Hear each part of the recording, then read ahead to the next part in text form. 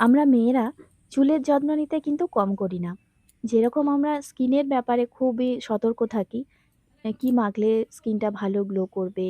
বিশেষ করে যদি একটা পিম্পল দেখা দেয় স্কিনে, আমাদের তো মাথা ব্যথার শেষ থাকে না যে কি করে পিম্পলটা দূর করব। সেরকমই আমরা চুলের বিষয়েও কিন্তু খুবই যত্নবান। কি মাখলে কি শ্যাম্পু করলে বা কি তেল মাখলে চুলটা ভালো গ্রোথ হবে, খুশকি দূর হবে, চুলটা হেলদি হবে। আমরা কিন্তু এই দিকেও খুবই নজর দিই। বিশেষ করে শীতকালে স্কিন যেমন বেশি রুক্ষ-শুষ্ক হয়ে যায়, স্কিনের যেমন বেশি যত্ন নিতে হয় শীতকালে, সেরকম চুলটাও দেখবে বেশি রুক্ষ হয়ে যায়, বেশি রুক্ষ লাগে। তাই শীতকালেতে একটু বেশি যত্ন নিতে হয়, স্কিনের মতন চুলেরও যত্ন নিতে হয়। তা আজকে আমি কিভাবে চুলের একটা প্যাক তৈরি করছি, চুলটা আমি কি করে যত্ন নিচ্ছি, সেটা তোমাদের সাথে আজকে শেয়ার করি। আমি জানি তোমরা আমার থেকেও বেশি জানো, তোমরা আমার থেকেও বেশি যত্ন নাও। কিন্তু আজকে আমারটা আমি তোমাদের সাথে শেয়ার করছি। তোমরা দেখলে আমি কি, কি নিলাম। আমি ২ চামচ মধু নিয়ে নিয়েছি আর একটা গোটা ডিম দিয়ে দিচ্ছি। আর দেবো এর সাথে টক দই। হ্যাঁ। হুম।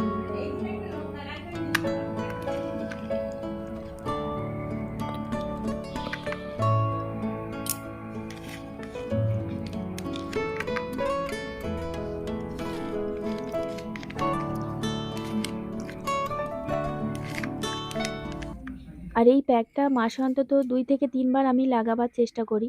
একদম ঘরোয়া পদ্ধতিতে এই প্যাকটা আমি তৈরি করি। আর এটা লাগাবার ফলে আমি অনেক ফল পেয়েছি। চুলের গোড়াটা শক্ত হয়। আমার খুব চুল উঠছিল। চুলটা খুব স্মুথ হয়। আর চুলের গোড়ায় পুষ্টি পায়। যেহেতু ডিমে প্রোটিন থাকে, যেমন আমাদের শরীরে প্রোটিনের দরকার হয়, মানে পুষ্টির দরকার হয়, সেরকম চুলেরও দরকার হয়। এর ফলে কিন্তু চুলের গোড়াটা খুব মজবুত হয়। আর মধুটা থাকার কারণে চুলটা খুব নরম, খুব সফট হয়ে যায়। যাই হোক, আমি আমার মতন করেই সবটা জানালাম তোমাদেরকে। চলো ৩ টে উপকরণ একসঙ্গে চামচে করে ফেটাবার চেষ্টা করলাম। কিন্তু দইটা তো হচ্ছে না, ওইজন্য হাতে করে একটু মিক্সড করে নিচ্ছি। দইটা ১০০ গ্রাম মতন দিয়েছি, ১ টা গোটা ডিম আর ২ চামচ মধু দিয়েছি।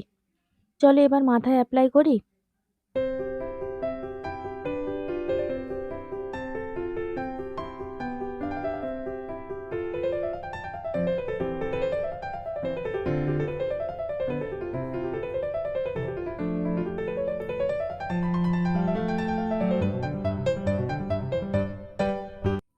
আমার এই ড্রেসটা দেখে যেন কেউ নিন্দে করো না, হ্যাঁ?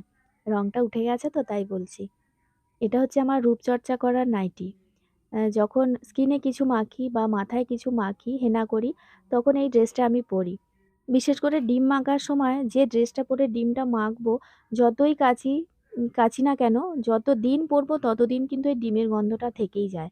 ওইটার জন্যই আমি আলাদা একটা ড্রেস করে ফেলেছি। যখনই আমি কিছু মাথায় বা স্কিনে মাখি তখন আমি এই ড্রেসটাই পরি। যাই হোক, দেখতে পাচ্ছ আমি চুলটা খুব সুন্দর করে মেখে ফেলছি এইটা।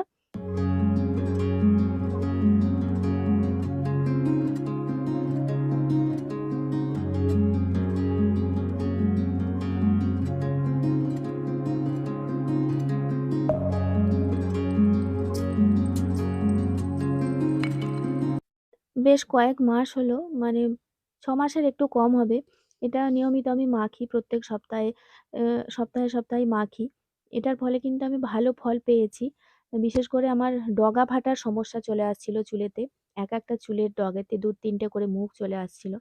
আ সেগুলো কিন্তু ডগা ফাটার এই সমস্যাটা কিন্তু আমার দূর হয়ে গেছে এটা মেখে।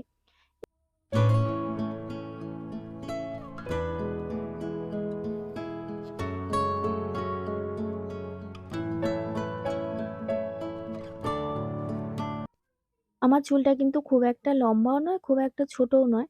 যে পরিমাণগুলো নিয়েছি, সেই পরিমাণগুলোতে কিন্তু একদম মাথার গোড়া থেকে আর মাথার ডগা পর্যন্ত সবটাই কিন্তু পেয়ে গেছে দেখো। আর একটুখানি আছে, ডগাটায় ওটা লেগে যাবে। আর মোটামুটি ভালো করে মাখা হয়েই এসেছে আমার। এরপর আমি ১ ঘন্টা রেখে দেবো। ততক্ষণে বাড়ির সমস্ত কাজগুলো আমার হয়ে যাবে।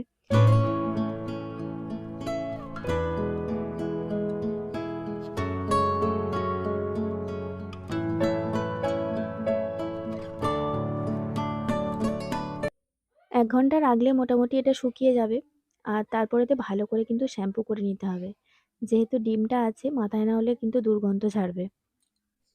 এই প্যাকটা মাখার পরে কিন্তু আমি কোনো কন্ডিশনার ব্যবহার করি না। যেহেতু মধুটা অনেকটা কন্ডিশনারের কাজ করে। অন্যান্য দিন শ্যাম্পু করলে তখন কিন্তু আমি কন্ডিশনার ব্যবহার করতে হয় আমাকে। নাহলে চুলটা বড্ড বেশি রুক্ষ হয়ে যায়। এলোমেলো লাগে চুলটাকে।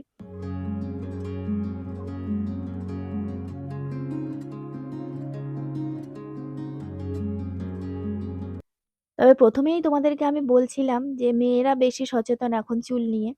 তবে এখন ছেলেরাও কিন্তু খুব সচেতন তাদের নিজেদেরকে নিয়ে, নিজেদের স্কিন, নিজেদের চুল সুন্দর করে নিজেকে কিভাবে পরিপাটি করে রাখতে হয়, অন্যের কাছে কিভাবে সুন্দর করে নিজেকে রিপ্রেজেন্ট করবে, এ নিয়ে কিন্তু ছেলেরাও এখন খুব ওয়াকিবহল। সেটা আমার রায়বাবুকে দেখলেই বোঝা যায়। এখন বাড়িতে নেই তাই, নাহলে এক্ষুনি কিন্তু আমার সামনে এসে বসে পড়তো, "তুমি কি মাখছো? আমাকে একটু মাখিয়ে দেবে?" আর হাজার রকমের সমস্যা বলবে, "দেখো না চুল উঠে যাচ্ছে।" যাই হোক দেখো আমার পুরো মাথাটাতেই মাখা হয়ে গেছে। আর মাখার পরেই যে এইরকম দেখতে হয়েছে আমাকে। ঠিক আছে চলো এখন ১ ঘন্টা রেখে দিই। তারপরেতে শুকিয়ে গেলে ১ ঘন্টার পরে আমি শ্যাম্পু করে নেবো। তারপরে তোমাদের সাথে দেখা হচ্ছে। আর এই দেখো, একদম চোখের পলক না পড়তে, পড়তেই আমি শ্যাম্পু করে একদম সেজেগুজে তোমাদের কাছে চলে এসেছি। আর দেখো চুলটা তোমরা নিজেরাই বুঝতে পারবে যে কতটা সিল্কি লাগছে। চুলটা অনেকটা নরম হয়ে যায়, হাত দিলেই বোঝা যায়। যাই হোক, আজকে আর বেশি কিছু তোমাদের সাথে শেয়ার করছি না। আমার চুলের ট্রিটমেন্টটাই তোমাদের সাথে শেয়ার করলাম। ঠিক আছে? আজকে তাহলে এই পর্যন্তই। দেখা হচ্ছে আরো পরের ব্লগে।